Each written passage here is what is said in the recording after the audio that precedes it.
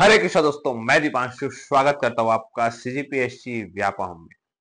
इस वीडियो को बनाने का मकसद ये है कि आजकल युवा जो है आक्रोश में आके कुछ ऐसी गलतियां कर जाते हैं कि वो अपने भविष्य के साथ खिलवाड़ कर देते हैं। जी हाँ, आप सभी जानते हैं कि पिछले कुछ दिनों पहले एक टेलीग्राम ग्रुप है, उसमें बताया गया कि कुछ युवाओं ने आक्रोशित होके किसी संस्था किसी के बारे में कुछ कह दिया और फिर वह संस्था ने उन पर एफआईआर दर्ज कर दी।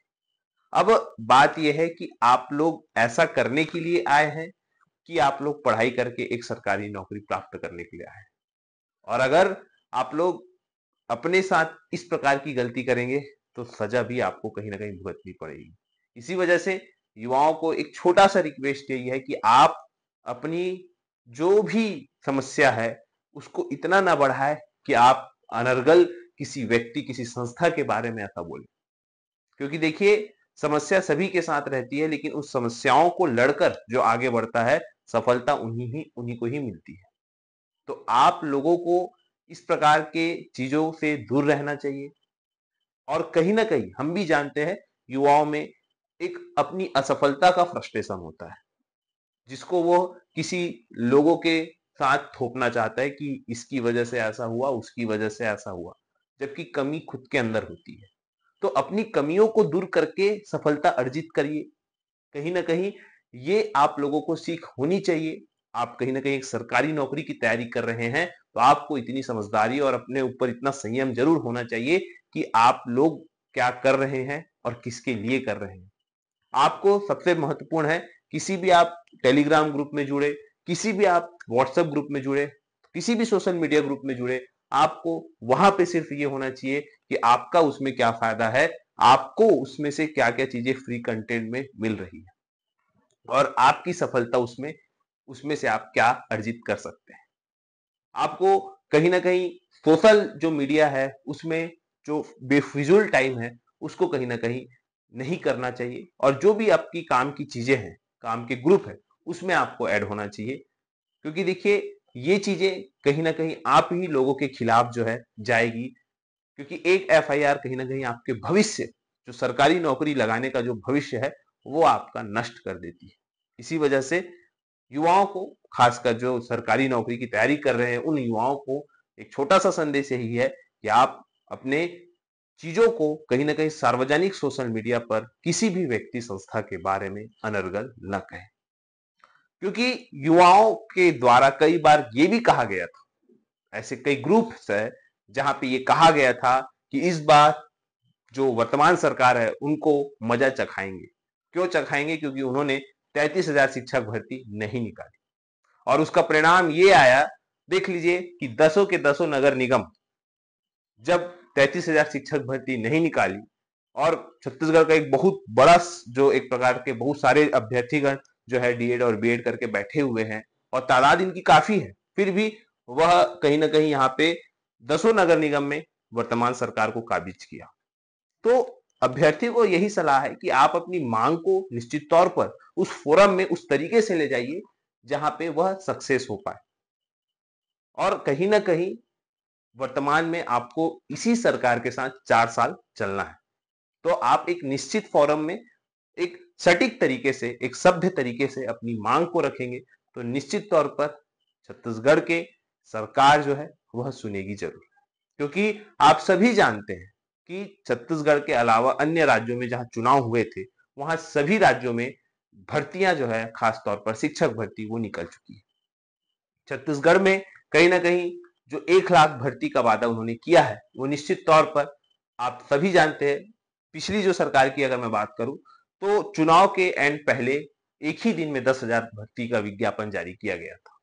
निश्चित तौर पर वह एक प्रकार से इसी सरकार में कहीं ना कहीं ये भी हो सकता है कि चुनाव के समय आपको एक साथ भर्तियां देखने को मिले, लेकिन आपको उतना इंतजार नहीं करना पड़ेगा क्योंकि कहीं ना कहीं ये सरकार है और आने वाले समय में जो भर्तियां हैं वो निश्चित तौर पर आना ही है। क्योंकि सबसे बड़ी वजह यह हो जाती है, चाहे हम उच्च शिक्षा विभाग की बात करें या स्कूल शिक्षा विभाग की, बड़े तादाद में जो शिक्षक है वो रिटायरमेंट हो रहे हैं, जिसकी वजह से कहीं ना कहीं जो भर्तियां हैं वो आना ही है।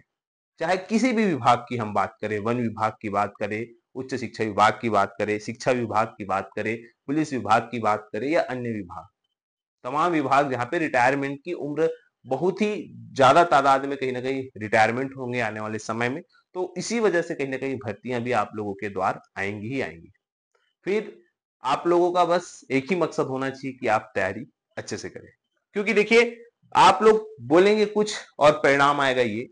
परिणाम ये है, देखिए 10 नगर निगम में आप देखेंगे 10 के 10 बीजेपी को दिया गया, नगर पालिका में 49 में 35 जो है बीजेपी को दिया गया, और टोटल नगर पंचायत में 114 81 को दिया गया। और देखिए यहाँ पे जो निर्दलीय भी है, आप देखेंगे निर्दलीय लोग भी जीते हैं यहाँ पे, तो वह भी कहीं ना कहीं वर्तमान जो सरकार है उसके समर्थन में ही रहेंगे। तो देखिए आप लोगों को सलाह यह दी जाती है कि आप अपनी तैयारी पर फोकस करिए, और निश्चित तौर पर यह तैयारी आपको एक मौका जरूर देगी आने वाले समय में कि आप एक सरकारी नौकरी प्राप्त कर सके। और आपको पर्टिकुलर किसी भर्ती के पीछे भागने से अच्छा है आप सिलेबस के पीछे भागिए कि आपकी तैयारी कितनी हुई है, क्योंकि अक्सर देखा गया है कि एक अभ्यर्थी अगर उस भर्ती की तैयारी कर रहा है तो उस भर्ती के इंतजार में उसका आयु निकल जाता है, जो कि सर्वथा गलत है। तो आप लोगों को यह देखना चाहिए कि उस सिलेबस के अकॉर्डिंग किस किस राज्य में भर्तियां निकली है। आज शिक्षक भर्ती छत्तीसगढ़ में नहीं निकली तो क्या हुआ, अन्य राज्यों में तो निकल रही है। आप ये देखिए कि क्या आप उस राज्य के लिए एलिजिबल है कि नहीं। तो आप लोग ऐसा करके भी कहीं ना कहीं अपनी एक जो बेरोजगारी है उसको दूर कर सकते हैं, क्योंकि वर्तमान में आप जैसे जैसे जनसंख्या बढ़ते जाएगी रोजगार कहीं ना कहीं कम होते जाएंगे, क्योंकि अभी टेक्नोलॉजी का जमाना है, जाहिर सी बात है चीजें कम होती जाएगी। तो आप लोगों को अपने कम समय में ज्यादा से ज्यादा जो चीजें हैं वो आपको ढूंढनी पड़ेगी कि आपके लिए बेहतर क्या हो सकता है। जिसको बहुत ही जॉब की आवश्यकता है वो प्राइवेट भी कर सकता है, संविदा पर भी कर सकता है। तो फिलहाल ये सभी आपके ऊपर निर्णय है, लेकिन किसी भी एक भर्ती को लेकर बैठ जाना ये कहीं ना कहीं अपने आप में एक असफलता की निशानी है। आप सिलेबस तैयार करिए अपना, और उस सिलेबस को तैयार करिए, फिर देखिए आपकी जो सफलता है वो हर भर्ती में आपको नैया पार लगाएगी। क्योंकि देखिए ये 33,000 शिक्षक भर्ती का मामला थमने का नाम नहीं ले रहा है। क्यों? क्योंकि हर बार जब भी विधानसभा सत्र आते हैं फिर से क्वेश्चन लगा हुआ है इस बार भी, और फिर से जो है जानकारी मांगी गई है। और इस बार श्रीमती भावना बोहरा जी जो कि पंडरिया की कहीं ना कहीं विधायक है, उन्होंने मुख्यमंत्री जी को पूछा है कि बताइए भैया शासकीय शिक्षकों के पद कितने रिक्त है और प्रदेश में कितने शासकीय विद्यालय जहां एक से कम शिक्षक है। और उन्होंने ये भी पूछा है कि जो 33,000 शिक्षक भर्ती है और जो बर्खास्त सहायक शिक्षक पर शासन की क्या योजना है। स्पष्ट रूप से इतने सारे प्रश्न उन्होंने दाग दिए हैं मुख्यमंत्री के ऊपर। और ये आपको जो 24 फरवरी से बजट सत्र प्रारंभ होने वाला है छत्तीसगढ़ का, उस पर आप देखिएगा जरूर, विधानसभा का जो सत्र है उसमें आपको जवाब जरूर मिलेगा। क्योंकि इस जवाब को तैयार करने के लिए ये जो लेटर है सभी डीईओ को भेज दिया गया है, और इस प्रारूप में भेजा गया है कि बताइए भैया 17/2/2025 तक आपको पूरी जानकारी देना है कि कितने सहायक शिक्षक विज्ञान प्रयोगशाला शिक्षक, व्यायाम शिक्षक, व्याख्याता के पद कितने रिक्त है, कितने कार्यरत है और कितने अभी जो है स्वीकृत है। और इसी आधार पर यही भी जानकारी मांगी गई कि प्राथमिक शाला, पूर्व माध्यमिक शाला और हायर सेकेंडरी में कितने एक शिक्षक है, कितने शिक्षक विहीन है। इस प्रकार से यहाँ पे ये भी जानकारी मांगी गई है, और सभी जिला शिक्षा अधिकारियों को ये लेटर जो है भेज दिया गया है। तो फिर से ये जानकारी आप लोगों के समक्ष आएगी, और आप लोग ये लेटर लेके जा सकते हैं किसी भी विधायक, मंत्री के पास और बता सकते हैं कि सर छत्तीसगढ़ में कितना ज्यादा जो है शिक्षकों की कमी है, और उस कमी को जल्द से जल्द भर्ती निकाल कर पूरा कर सकते हैं।